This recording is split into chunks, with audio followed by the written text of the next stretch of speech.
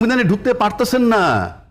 আপনি যখন নির্বাচন, আচ্ছা বলেন, আপনি সব বাদ দেন, নির্বাচন ওই সংবিধানটা কি বলতেছে, সংসদ ভেঙে যাওয়ার পর 3 মাসের মধ্যে নির্বাচন, এইটুকু আপনার মনে আছে? হ্যাঁ। আচ্ছা, তারপরে যদি কোনো জটিলতা, তাহলে আরো 3 মাস নিতে পারবেন, তাহলে 90 × 180 দিন। তারপরে কি বলা আছে, যখন মন চায় তখন দিয়েন না? তাহলে উনি ফেব্রুয়ারি 26-এ নির্বাচন দিবে কেমনে? ফেব্রুয়ারি উনি অলরেডি সংবিধানের বাইরে চলে গেছেন। আর বললামই তো, চলে গেছে। নো ওয়ে, সংবিধানের বাইরে, সরকারও বাইরে, নির্বাচন কমিশনও বাইরে। সে কারণে আপনি যেহেতু জুলাই সনদের আইনি ভিত্তি চাচ্ছেন, এই জুলাই সনদের আইনি ভিত্তি ছাড়া আপনি নির্বাচন করতে পারবেন না। ওই জুলাই সনদের আইনি ভিত্তি আসলে ওইটার আলোকে আপনি নির্বাচন করতে পারবেন। আর সেক্ষেত্রে গণভোট বলেন আর যাই বলেন, ওইটার অ্যাপ্রুভাল প্রথম।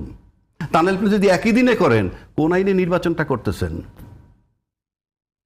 নির্বাচন করার সময় কিন্তু বলতে হয়, নির্বাচন করার সময় বলতে হয়, সিম্পল বুঝে নেন, সংবিধানের এত অনুচ্ছেদ মোতাবেক আমি নির্বাচনী তফসিল